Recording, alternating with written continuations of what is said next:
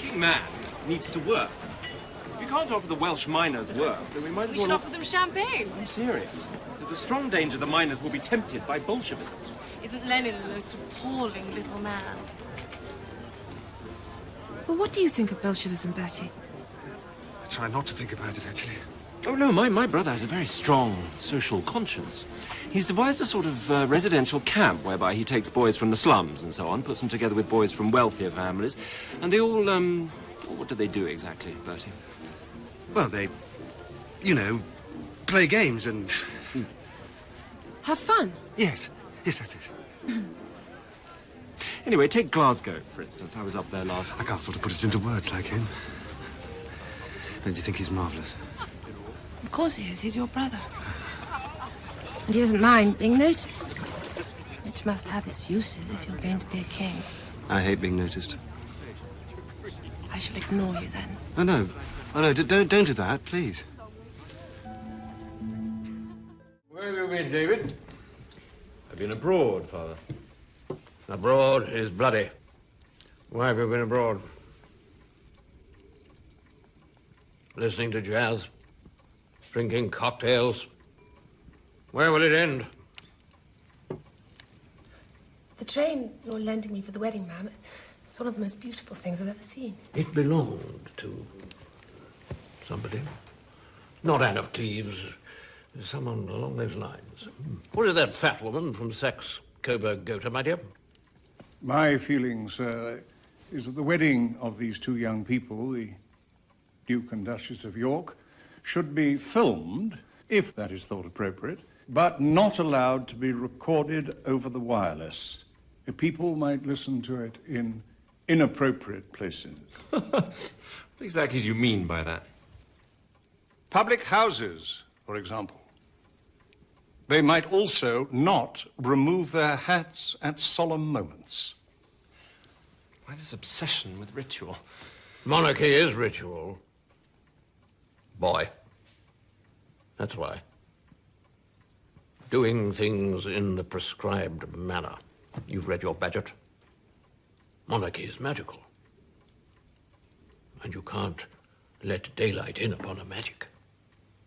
Little by little, the newspaper boys, the wireless boys, will be flashing their cameras and poking their microphones under your noses, and one morning you'll wake up and there won't be any magic. There won't be any monarchy either. This is a serious matter, David. There was an unfortunate photograph of you in the newspapers the other day, wearing what they referred to as bell-bottoms. They won't do. We thought Bertie might wear his RAF dress uniform. Thoroughly appropriate, my dear. Oh, we must withdraw, Elizabeth, and make plans. There's no fun talking about weddings when there are men present.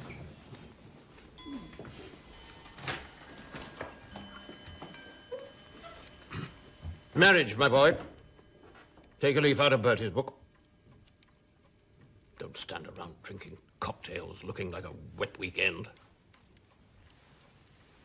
Get married. Isn't she lovely? Mary. I'm hopeless with babies. I never know what comes out where. Good morning, Elizabeth. How are we today? Oh, she's been a little fractious. She's caught sight of her grandfather and she's saying to herself, can that old fool be King of England? Is this possible? Or maybe she's caught a glimpse of her uncle. Enough to disillusion the most optimistic infant. Do hold her. She's so good for you. David. Congratulations to both of you on your daughter. She's quite lovely. Thank you. I'm sure it's what he thinks I should be doing, but I don't think I shall ever have children. The thought of him grimacing at them is enough to put one off entirely. Someday, David, I suppose. Well, I mean the family. Ah, the line of succession, you mean? Why is that all that anyone ever talks about? Is one a sort of a prize bull? You're beginning to wake up. Thank you. Very good.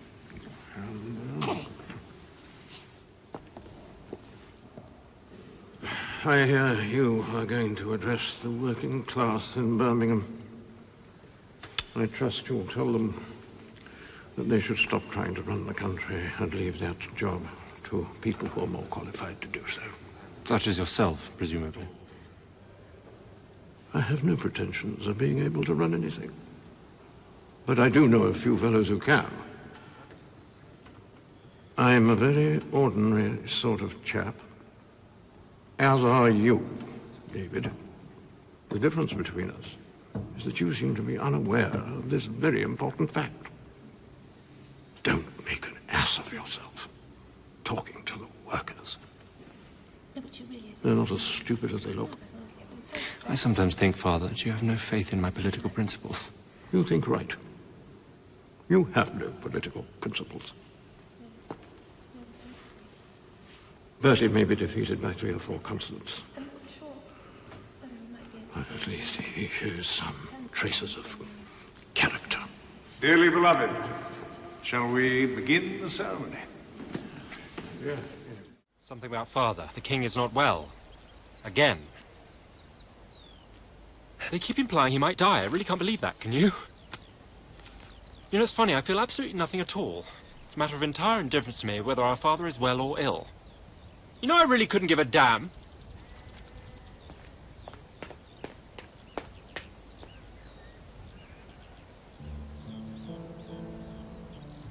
You really have to go? I'm afraid so. We have 2 little girls to take care of. They have to be in bed, and so do we.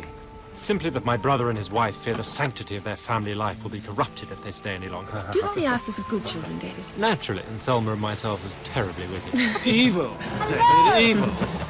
Oh, David, we're not too late, are we? No! David, this is Mrs. Wallis Simpson. I've asked her to look after you while I'm away. What an intolerable burden to lay on someone, Thelma.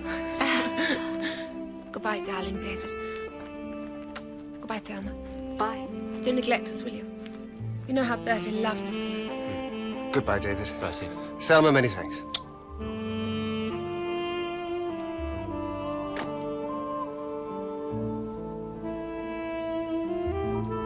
Bye. Bye.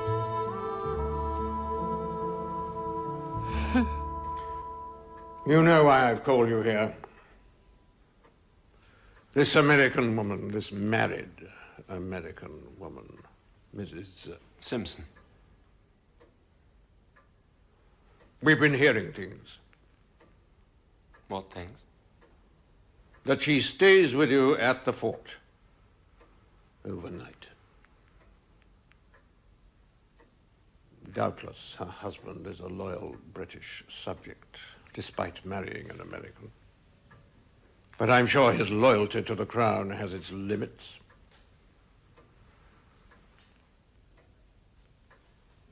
Your mother heard a rumor that this woman was practically selling tickets for a royal function. The Queen, you see, is worried that Mrs. Simpson might expect to be received by her.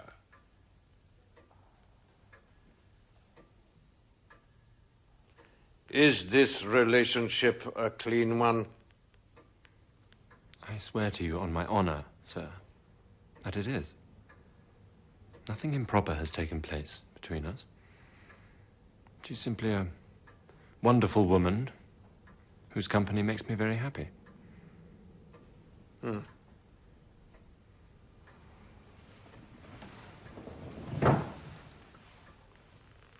If that is your word of honor, I am prepared to ask her and her husband to the Jubilee Ball and to Ascot. But if you are lying to me, boy, the lie will poison more things in our family than you can imagine. I'm telling the truth.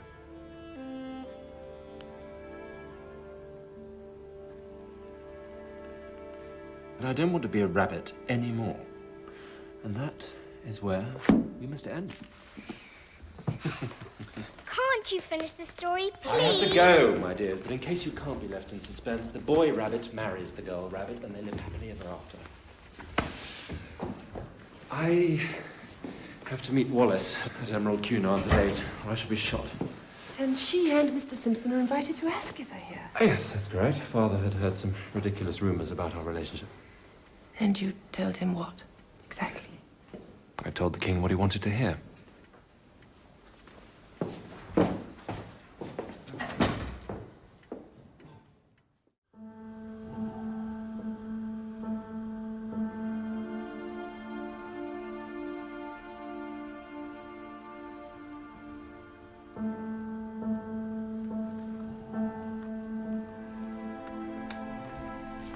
Am I too late?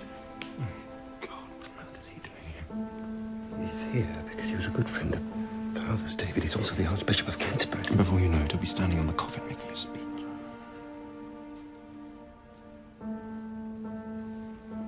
The King's life is moving peacefully towards its close.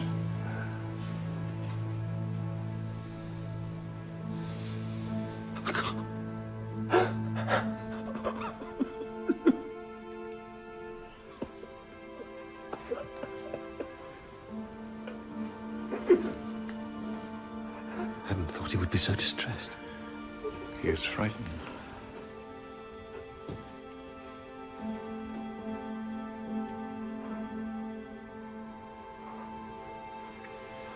The king is dead.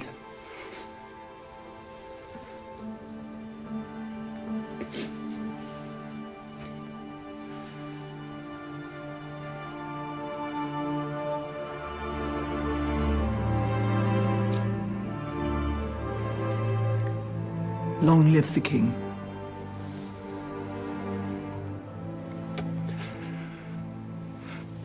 I hope I will make good as he made good. It's 11:55. That's 25 past 12 by Sandringham time. When did this ridiculous notion of keeping the clocks here half an hour fast originate? Why on earth do we do it? My father may have won his private war with the 20th century. I have no quarrel with modernity. As your majesty pleases. Perhaps we should move on to the design of the new postage stamp, David.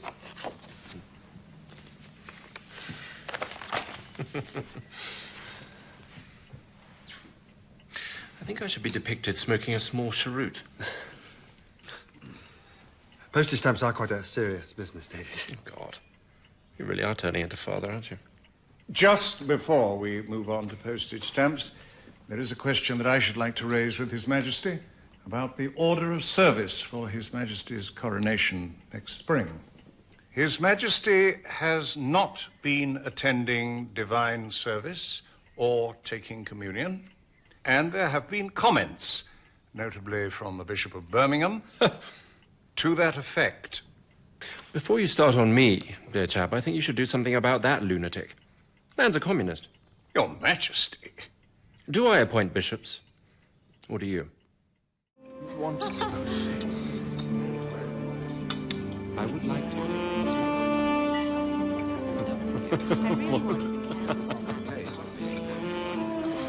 Wow. And you are... Sir Samuel Hall, First Lord of the Admiralty. Were you second lord first? Did you work your way up? Frightfully amusing. Of course, the Sea Lords have never quite recovered from Nelson, have they? Ooh, Nelson. That name is so familiar, and I don't know why. Now, tell me, Sir Samuel, I'm only an American, and I don't understand these things. Has Hitler invaded the Rhineland? Isn't it his anyway? Herr Hitler is a ghastly little man. David rather likes him. Isn't he doing great things for the German railway system? So Mr. Simpson is not here. I fear not, ma'am. I also understand the guest list is to be printed in the court circular. Making it seem as if we condone the occasion. Mrs. Simpson is invited everywhere now. So we notice. Mr. Churchill seems to be making full use of the opportunity. Madam, all forms of address, rhetorical as well as geographical, are at the mercy of fashion. Fascinating. I told His Majesty, whenever speaking in public, always arrange your notes. Please don't concern yourself with it, man. Most of us feel Winston is not much more than a second-rate wireless personality. Well, the Duchess of York displayed her justly famous charm, and all was well. She is very Balmoral, don't you think? She really goes with the design of this place. That is, if design isn't too ambitious a word for this particular interior. I do loathe Balmoral. Who decorated it anyway? That tartan. Oh, it's got to go. Along with most of the staff. You can't get them out of kilts. No. We must be nice to the Duchess, though. She's a good person. Do be true to yourself, Bertie, and do be true to England. David and I like to call her the Dowdy Duchess. She's incredibly... David.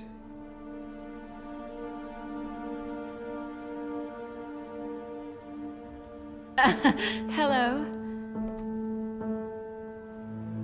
We came to dine with the king.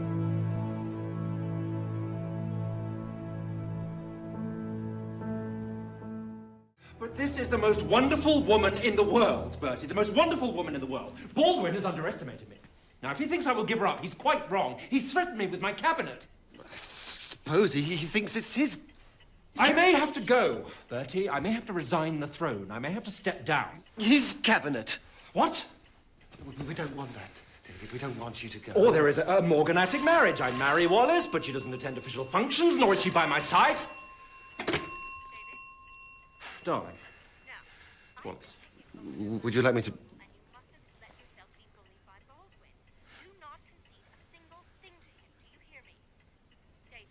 She's concerned. You see, they're treating her appallingly. Yes, I'm here, my darling. Yeah. Darling. Darling, we can get everything. All right? Queen, Empress of India, the whole bag of tricks. Yes, I know I can, darling. With you, I'm confident I can. Bertie's here. Yeah. All right, darling. Goodbye. But I just wanted you to know that if it comes to it, I might have to go. But you must believe me when I tell you that I have found it impossible to carry the heavy burden of responsibility and to discharge my duties as king as I would wish to do, without the help and support of the woman I love. My brother, with his long training in the public affairs of this country and with his fine qualities, is well qualified to take my place. And he has one matchless blessing, enjoyed by so many of you and not bestowed on me, a happy home with his wife and children. And now we all have a new king. I wish him and you, his people, happiness and prosperity with all my heart. God bless you all. God save the king. So, you're king? Rather looks as if I am. Will we have to move? Will you not be Duke of York anymore? I'm afraid not. I'm first in line of succession. So am I. No, you're not. You're second. I'm second, then. Second isn't bad, really, is it? No. Well, I suppose we'd better get on with it.